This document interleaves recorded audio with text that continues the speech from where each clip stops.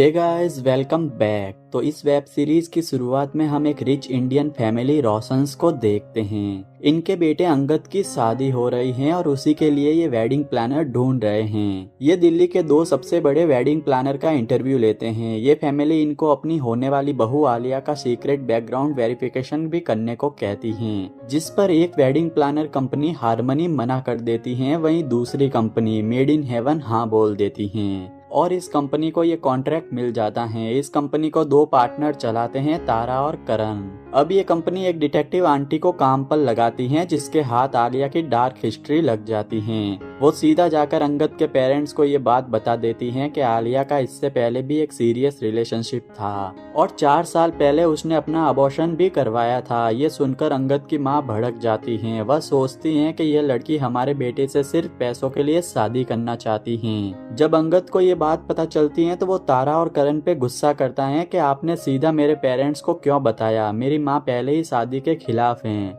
वो आलिया को पसंद नहीं करती हैं। अब मैं आलिया को क्या जवाब दूंगा और मॉम डैड को कैसे समझाऊंगा। ये अंगद को एक आइडिया देते हैं। वो उसे अपने पेरेंट्स से ये कहने को बोलते हैं कि आलिया अंगद की वजह से ही प्रेग्नेंट हुई थी। उस टाइम अंगद रेडी नहीं था, इसलिए अबॉर्शन करवाना पड़ा। ये सुनकर अंगद की माँ भी थोड़ा शांत हो जाती हैं। अगले दिन इनका संगीत होता है। अंगद आलिया को सब कुछ बताता है, जिससे आलिया नाराज होकर वहां से चली जाती हैं। वहीं अंगद भी घर छोड़ने की बात करता है, जिससे रोशंस वेडिंग प्लानर को कॉल करके कहते हैं कि अगर ये शादी नहीं हुई तो इन्हें सिक्योरिटी मनी के अलावा कुछ नहीं मिलेगा। वो चाहते थे कि कैसे भी ये शादी हो, नहीं तो अंगद घर छोड़ के चला जाएगा। वहीं करण ये सुन टेंशन में आ जाता है, क्योंकि उस पे काफी कर्जा है और उसकी कंपनी भी लॉस में चल रही है। तो ये आलिया के पास जाते हैं। तारा आलिया को समझाती हैं कि अंगद 5,000 करोड़ की प्रॉपर्टी का मालिक है। आगे चल के तुम्हें ही पूरे एम्पायर की मालकिन बनना है। इतने अच्छे रिश्ते को मत ठुकराओ। ये सुन आलिया भी मान जाती हैं और फाइनली इनकी शादी होती है।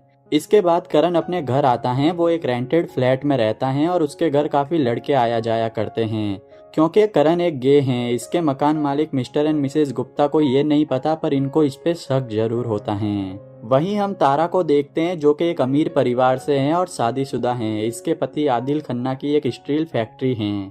मेड इन हेवन का अगला असाइनमेंट है जोगिंदर और हरसिमरन की वेडिंग। हरसिमरन संगीत पार्टी में अपने फेवरेट सिंगर सरफराज को बुलाने की जिद करती हैं। इस पे जोगिंदर 2 करोड़ रुपए खर्च कर करण और तारा को इवेंट ऑर्गेनाइज करने को कहता है। लेकिन अपने फेवरेट सिंगर को देख हरसिमरन इतनी एक्साइटेड हो जाती हैं कि सबके सामने उसे किस कर देती हैं और ये किस कैमरे में भी शूट हो जाता है। जब जोगिंदर को इस बारे में पता चलता है, वो गुस्से में सरफराज को होटल में मारने जाता है, लेकिन करण और तारा इस मामले को किसी तरह शांत करते हैं। फिर सरफराज भी यहाँ से चला जाता है, लेकिन सरफराज के रूम में इन्हें तारा की ईयरिंग मिलती हैं, जिससे ये समझ जाते हैं कि रात को सिर्फ किस ही नहीं हुआ था, बल्कि सब कुछ हुआ है इन दोनों के बीच। लेकिन सिर्फ किस की वजह से ये शादी टूटने तक की बात आ गई है। मगर ये लोग शादी को नहीं तोड़ सकते, क्योंकि ये सिर्फ शादी नहीं है, दोनों फैमिली के बीच एक बिजनेस अलायंस भी है। वहीं जोगी इतना नाराज है कि वो किसी से बात भी नहीं कर रहा। इस बीच इन्हें पता चलता है कि जैज, जो कि मेड इन हेवन में काम करती है, उसने संगीत के फोटोज इंस्टाग्राम पे शेयर कर दिए। क्लाइंट्स के फोटोज सोशल मीडिया पे डालना ये मेड इन हेवन की पॉलिसी के अगेंस्ट हैं, इसलिए ये जैज को काम से निकाले जाने की धमकी देते हैं। इधर तारा और करण टेंशन में है। अगर जोगी नहीं माना तो कहीं ये शादी टूट ना जाए। ये किसी तरह जोगी को मनाते हैं। हरसिमरन भी जोगी से कहती हैं कि कैमरा एंगल की वजह से ऐसा लग रहा है कि इन दोनों के बीच किस हुआ है, लेकिन असल में तो ऐसा कुछ हुआ ही नहीं। खैर जो भी हो, सब कुछ ठीक हो जाता है और इनकी शादी हो जाती है। इधर गुप्ता जी करण के कमरे में हिडन सीसीटीवी कैमरा लगा देते हैं, ताकि उनको करण की सच्चाई पता चल सके। वहीं तारा को लगता है कि आदिल के पास उसके लिए टाइम नहीं है। इनके बीच रोमांस पूरी तरह से खत्म हो चुका है। तारा ये सब कुछ अपनी फ्रेंड फैजा से भी शेयर करती हैं। तारा को लगता है कि आदिल का कहीं अफेयर चल रहा है, लेकिन फैजा उसे समझाती हैं कि ये बस तुम्हारा एक वहम है। आगे हम देखते हैं कि तारा के पति आदिल ने अपनी सेकंड फैक्ट्री खोली है और आज उसका इनॉग्रेशन है। यहाँ फैजा भी हैं और हमें ये भी पता चलता है कि तारा का शक सही था। आदिल उसे चीट कर रहा था, लेकिन तारा को अभी तक ये नहीं पता चला कि उसका घर बर्बाद करने वाली और कोई नहीं, बल्कि उसकी फ्रेंड फैजा ही हैं। अब करण के बचपन की दोस्त बबल भी अपनी शादी के लिए करण को अप्रोच करती हैं। करण देखता है कि बबल जिससे शादी करने वाली हैं वो गौतम हैं। वो करण के साथ 1 नाइट स्टैंड कर चुका है, यानी वो भी गे हैं। करण बबल्स को गौतम के बारे में बता देता है, लेकिन वो उससे कहती हैं कि वो किसी से भी कुछ ना कहे, यानी कि सब कुछ जानने के बाद भी वो गौतम से शादी करने वाली हैं। इधर आदिल तारा को बताता है कि कल सुबह 2 दिन के लिए वो जयपुर जा रहा है और आज काफी टाइम बाद दोनों के बीच रोमांस होता है। लेकिन आदिल जयपुर जाने के नाम पर फैजा के साथ किसी होटल में एंजॉय कर रहा है और वापस घर लौटते टाइम इनका एक्सीडेंट हो जाता है।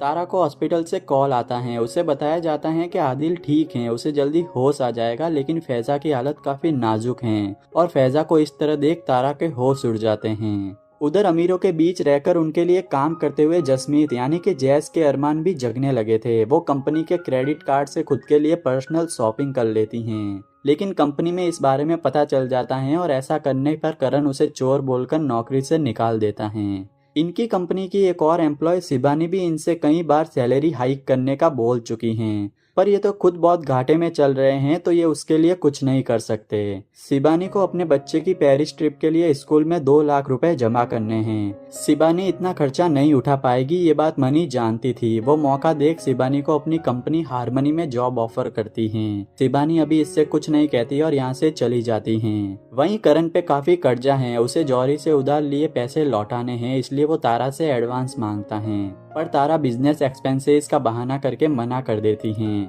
फिर इसका दोस्त इसे लुधियाना में एक शादी प्लान करने का ऑफर देता है। ये शादी कुछ अजीबो गरीब होने वाली है, पर वो एडवांस देने के लिए तैयार हैं और पैसों की मजबूरी के चलते करण तुरंत हाँ कर देता है।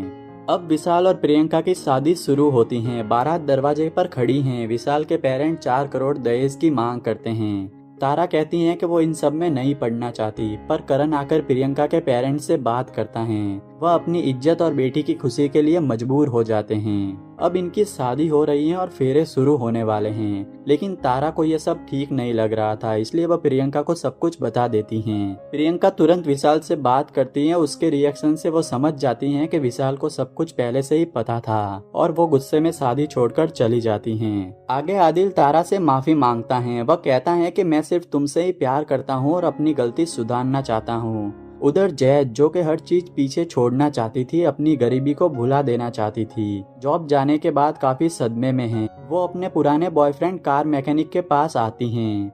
वहीं करण एक फॉरेनर लड़के को अपने साथ ले आता है। पहले तो इन्हें गाड़ी में रोमांस करते हुए पुलिस पकड़ लेती है, पर कुछ पैसे देकर ये यहाँ से निकल जाते हैं और घर आकर रोमांस करते हैं। सीसीटीवी से गुप्ता जी ये सब देख लेते हैं। वो इन्हें देखते देखते मास्टरबेट करते हैं। मिसेज गुप्ता भी लैपटॉप में करण का वीडियो देख लेती हैं। वो गुप्ता जी से नाराज होती हैं। गुप्ता जी अपना राज छुपाने के लिए यह कह देते हैं कि मैं तो ये सब पुलिस के लिए रिकॉर्ड कर रहा था।